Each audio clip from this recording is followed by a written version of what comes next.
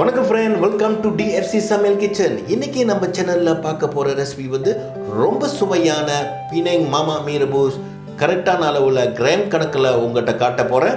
அதுக்கு முன்னுக்கு இந்த சேனலை இன்னும் சப்ஸ்கிரைப் பண்ணாதவங்க சப்ஸ்கிரைப் பண்ணுங்கள், பக்கத்தில் இருக்கிற பெல் பட்டனை தட்டி விடுங்க. அப்போ தான் என்னோட புது வீடியோ உங்களுக்கு சேரும். இப்போ வாங்க வீடியோக்குள்ளே போகலாம். இந்த மீ ரெபுஸ் ஒரு 6 பேர் சாப்பிட்ற மாதிரி உங்கள்கிட்ட செஞ்சு காட்ட போகிறேன். நான் மீ ரெபுஸ் குவையிலேருந்து ஆரம்பிக்கிறேன். அதுக்கு முன்னுக்கு இந்த மீ ரெபுஸ் குவை செய்கிறதுக்கு என்னென்ன பொருட்கள் தேவைன்னு வாங்க பார்க்கலாம். கோதுமாவு 120 கிராம், அப்படி இல்லாட்டி 1 கப் அளவு எடுத்துக்கிங்க. அரிசி மாவு 60 கிராம், அப்படி இல்லாட்டி அரை கப்பு அளவு எடுத்துக்கிங்க. தவுகே 150 கிராம், அப்படி இல்லாட்டி 1 பவுல் அளவு எடுத்துக்கிங்க.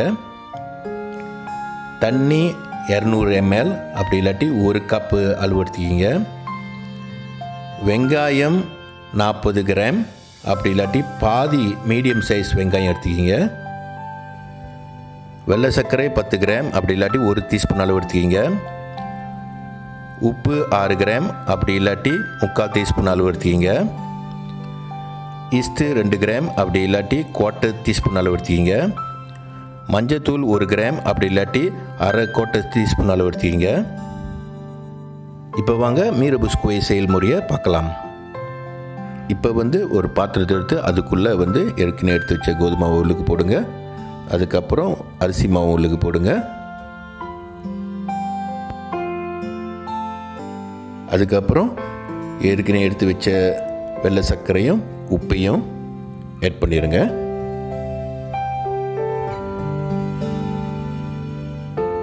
இப்போ இஸ்தை போடுற முன்னுக்கு இஸ்தை நல்ல தண்ணியில் கரைச்சி ஆட் பண்ணுங்க. அதுக்கப்புறம் மஞ்சத்தூளை ஆட் பண்ணிடுங்க. கடைசியாக ஏற்கனவே எடுத்து வச்ச 200 ml தண்ணியை ஆட் பண்ணிடுங்க. இப்போ நல்லா பதமாக மிக்ஸ் பண்ணிடுங்க. மிக்ஸ் பண்ணுற பிறகு 2 ஹவர் தனியாக எடுத்து வச்சுருங்க. அப்போ தான் நம்ம பொரிக்கும் போது மேலே க்ரன்ச்சியாக இருக்கும், உள்ளுக்கு சாஃப்டாக இருக்கும். மாவோட திக்னஸை பார்த்திங்கன்னா இந்த அளவுக்கு இருக்கணும். ஓகே, இப்போ 2 ஹவர் ஆயிடுச்சு. வாங்க இப்போ மீ ரெபுஸ் குவையை பொரிச்சு எடுக்கலாம். இந்த மாதிரி ஸ்பூன் எடுத்து மாவு ஊற்றி அதுக்கு மேலே தவுகையும் வெங்காயத்தையும் போட்டு திருப்பி அதுக்கு மேலேயும் மாவு ஊற்றிடுங்க. இதை அப்படியே தூக்கிட்டு போய் சூடான எண்ணெயில் அப்படியே தள்ளி விட்டுருங்க. இப்போ பார்த்தீங்கன்னா 3 நிமிஷத்தில் நல்லா புரிஞ்சு வந்துருச்சு. இந்த ஸ்டேஜில் நம்ம எடுத்துடலாம். ஓகே ஃப்ரெண்ட், நம்மளோட மீ ரெபுஸோட குவை ரெடி ஆயிடுச்சு. இதுக்கப்புறம் மீ ரெபுஸோட குவா எப்படி செய்கிறதுன்னு உங்கள்கிட்ட காட்ட போகிறேன். அதுக்கு முன்னுக்கு மீ ரெபுஸ் குவா செய்கிறதுக்கு என்னென்ன பொருட்கள் தேவைன்னு வாங்க பார்க்கலாம். தண்ணி 1400 ml, அவிச்ச கிழங்கு 200 கிராம், அப்படி இல்லாட்டி 1 கையளவு கிழங்கு எடுத்துக்கிங்க. அவிச்ச சக்கரவள்ளி கிழங்கு 450 கிராம், அப்படி இல்லாட்டி 2 கையளவு சக்கரவள்ளி கிழங்கு எடுத்துக்கிங்க. வெங்காயம் 170 கிராம், அப்படி இல்லாட்டி 2 மீடியம் சைஸ் வெங்காயம் எடுத்துக்கிங்க. ஸ்லைஸாக வெட்டிடுங்க.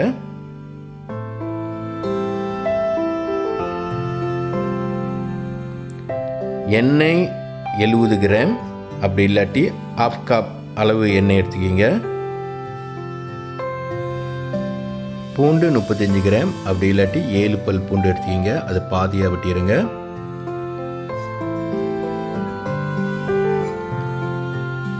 காஞ்ச மிளகாய் 15 கிராம், அப்படி இல்லாட்டி 10 காஞ்ச மிளகாய் எடுத்துக்கிங்க.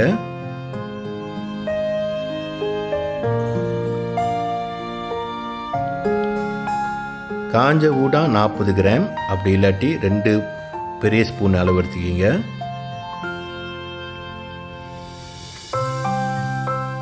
வெள்ளை சர்க்கரை 30 கிராம், அப்படி இல்லாட்டி 1.5 பெரிய ஸ்பூன் அளவு எடுத்துக்கிங்க.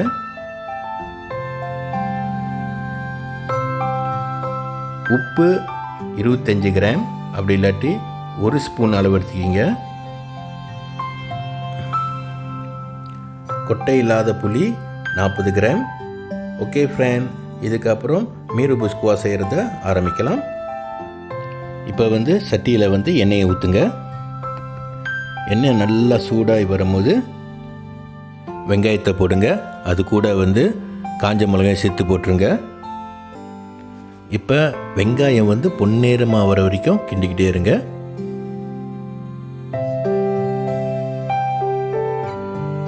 இப்போ பார்த்தீங்கன்னா வெங்காயம் நல்லா பொன்னேரமாயிடுச்சு.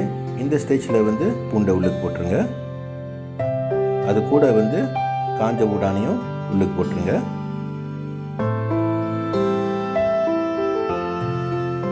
இப்போ கொஞ்ச நேரம் நம்ம வறுத்தெடுக்கலாம்.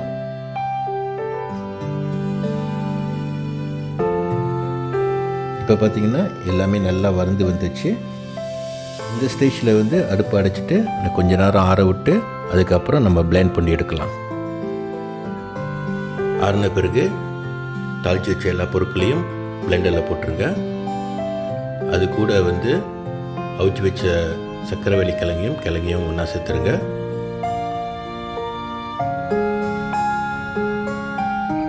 அதுக்கப்புறம் ஏற்கனவே எடுத்து வச்ச தண்ணியை போதுமான அளவுக்கு ஊற்றிட்டு மீதி தண்ணியை எடுத்து வச்சுருங்க. இந்த மீதி தண்ணியை சமைக்கும் போது ஊற்றிக்கலாம். இப்போ பார்த்திங்கன்னா நல்லா பதமாக பிளெண்ட் பண்ணி வந்திருக்கு. இதை தூக்கி அப்படியே சட்டியில் போட்டுருங்க. அதுக்கப்புறம் லைட்டாக கிண்டி விடுங்க. அப்போ தான் கீழே வந்து அடி பிடிக்காது. இதுக்கப்புறம் கரைச்சி வச்ச புளியும் ஆட் பண்ணிடுங்க. அதுக்கப்புறம் மீதி தண்ணி எல்லாத்தையும் ஊற்றிடுங்க. அது கூட வந்து ஏற்கனவே எடுத்து வச்ச வெள்ளை சர்க்கரையும் உப்பையும் சேர்த்துருங்க.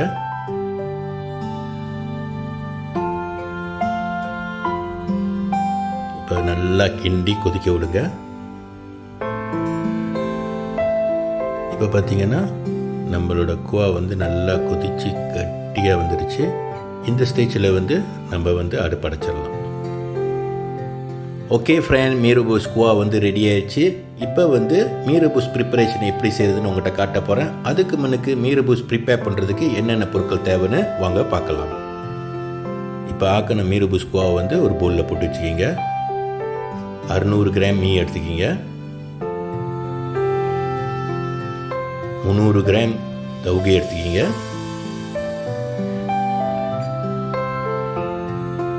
4 தவு பாதியாக பொரிச்சு எடுத்து வச்சுக்கிங்க.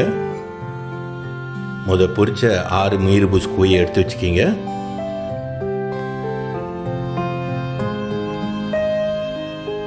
அவிச்ச கிழங்கு 150 கிராம் ஸ்லைஸாக வெட்டி எடுத்து வச்சுக்கிங்க. அவிச்ச முட்டை ஒரு 6 முட்டை எடுத்து வச்சுக்கிங்க.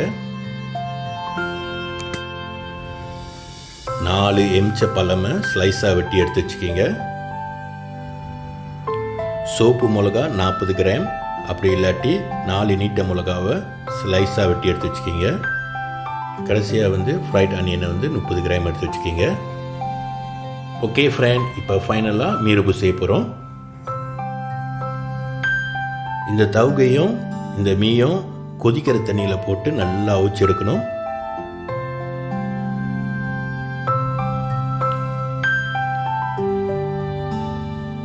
நல்லா அவிச்சு வந்த கையோட சுட சுட பவுலில் போட்டு அதுக்கு மேலே வந்து அந்த மீ ரிபஸ் குவாவை ஊற்றி அதுக்கப்புறம் வந்து எல்லா பொருட்களையும் போட்டு அதுக்கு மேலே மீ ரிபஸ் குவாவை ஊற்றி இப்போ சாப்பிட்டோமா செம்மையாக இருக்கும். மறக்காமல் இந்த ரெசிபியை ட்ரை பண்ணி பாருங்கள். உங்களோட ஃபீட்பேக்கை வந்து கமெண்ட் பாக்ஸில் எழுதி போடுங்க. இந்த ரெசிபி உங்களுக்கு பிடிச்சிருந்துச்சுன்னா இந்த வீடியோவை லைக் பண்ணுங்கள், ஷேர் பண்ணுங்கள், மறக்காமல் சப்ஸ்கிரைப் பண்ணுங்கள். பக்கத்தில் இருக்கிற பெல் பட்டனை தட்டி விடுங்க. அப்போ தான் என்னோட புது வீடியோ உங்களுக்கு வந்து சேரும். மீண்டும் இன்னொரு புது வீடியோட உங்களை வந்து சந்திக்கிறேன். நன்றி, வணக்கம்.